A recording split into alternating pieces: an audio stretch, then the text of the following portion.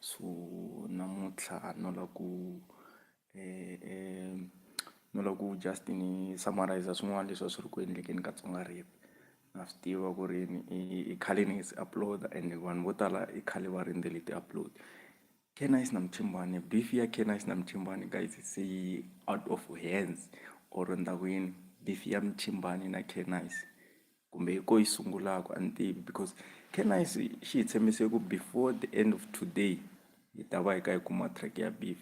I don't know if track yi ta huma namuntlha or kanjhani mara K-Nice xitori u postini a ku track yi ta huma namuntlha ku humesiwe na cover nyana ya kona. So na ni la ku hlamusela swin'wana guys hi lava van'wini ti-streams a ti xaviwi. Leswi ni lavaka ku swi vula laha a ni ri K-Nice u xava ti-streams or kanjhani mara lexi ni nga ta mi byela xona i ku ti-streams wa kota ku ti xava guys hi ndlela yihi even ni le ka YouTube loko u posta video or track ku na option yo yini u nga kota ku hakelela ku ri video or track ya wena yi voniwa hi vanhu lava va nga subscribe-angiki. A ni vulavuli hi recommendation sweswiwani ni vulavula hi loko u hakerini ya swi kota ku yi humele ka vanhu van'wani lava va nga subscribe-angiki vanhu va nge le kule na wena swa hakeleriwa sweswo eka YouTube. So I think Mchimbaani u vula swilo swo fana sweswo loko a ku K-Nice u xava ti-streams mara yale a hi problem ngopfu. Mi yingiserini guys latest beef ya Mchimbaani like Mchimbaani a va na nkarhi wo a beef-a munhu 8 minutes damani then sweswiwani so I think hi swona swi nga kotisa mani K-Nice ku ri K-Nice na yena sweswi a ku game on. Se leswi K-Nice a nge ti game on I think i nkarhi wo yini K-Nice a wisa ku gegagega a ba straight hi leswi swi nga ta va swi kha swi endleka ka nkarhi wa sweswi i nga ri K-Nice u ta yima swo gegagega a ba beef straight because ku na vanhu vo tala lava ngo yini K-Nice a nge se tshama a beef-a Mchimbaani. Loko u ri fan ya Tsonga Rap loko ku ri ku u landzelela Tsonga Rap u ta swi tiva ku ri K-Nice ku na ti-track tin'wana laha a gega Mchimbaani. If u fan ya Tsonga Rap statement xexo u ta swi twisisa mara if you are not a fan u nge swi twisisi ku ri ku endlekala yini ka Tsonga Rap. Swi lava u ri fan ya Tsonga Rap ku twisisa beef ya Mchimbaani na K-Nice. Mchimbaani a ngo sukela phela loko a beef-a K-Nice ku va ku ri na reason.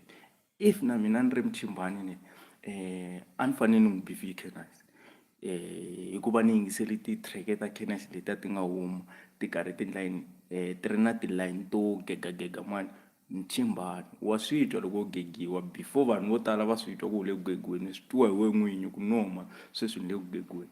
That is why Mchimbaani a sungule hi ku humesa vo Spotlight a nga kongomi straight Mchimbaani loko a humesa vo Spotlight ni winile mara sweswi wa Mchimbaani swo gega a ta ha ri ka swona loko ti humesa triple T liya 2 laha ku ri nkarhi wo gega guys ni yi twini game over ni mara yi nge fiki ka triple T2 track liyani 8 minutes ku karhi ku beef-iwa munhu ti-lines ti tight beat yi tight I don't know ku ri i mani a nga chaya beat liya mara a ni ha swi tiva ku Rico-Mentals a karhi yena a chayela ku Mchimbaani ni sure ku Mchimbaani beat liya yo ti tselekela hi yexe. So guys namuntlha ni lava ku rindza track ya K-Nice leyi ku beef-iwa ku Mchimbaani straight without gegagega. K-Nice u te game is on guys which means ka ha to nandziha ka Tsonga Rap. So from now on ni ta va ni nga ni nyika ti-update tanihileswi a ni endlisa xiswona vuma last year na nkarhi lowu nga hundza ni ta va ni nga ni nyika ti-update ni zama ku update ku ri ku endleka yini ka beef because van'wana se va ni text personal a ni nge koti ku update hi beef ya ka Tsonga Rap ku ri ku endleka yini if u ni update if u ni khumba personal because nkarhi wun'wani guys because sometimes na nkarhi wu va u nga ri kona u endla yini u endla ti-video. Remember guys loko ni endla video ni fanele ni endla yini ni fanele ni tlhela ni edita before ni upload. That is why sweswi ni decide ku no ku ni va live ni va tivisa ku ri ku ta endleka njhani. So ti-video ta ha to uploadiwa guys from now on. N'wina mi ni folowaku ku nga ri khale hi ta va hi kha hi reach 100K subscribers. So ni khensa hinkwenu vun'we mi nga le ku ni foloweni, hayi ku a ni mi voni. Na n'wina hinkwenu mi nga ni followa from day one, na swi tiva ku i mani loyi a nga ni followa from day one. So na khensa guys for vun'we na mi ni folowaku. And mi nga rivali ku ri show ya hina ya Tsonga Rap Talk Show yi sponsoriwa hi swa xifashini kusuka kwala Giyani. So if u lava ku rhungeriwa swin'wanyani swa ti-suit or traditional what u nga tihlanganisa na Mr Swash. Hi xitalo ka ti-video ta mina na kombeta ti what we call tinambara ta ka WhatsApp leti u fanelaka ku ti text or leti u fanelaka ku ti fonela loko u lava swilo swo fana na ku rhungeriwa swimbalo or something, even na uniform va rhunga guys.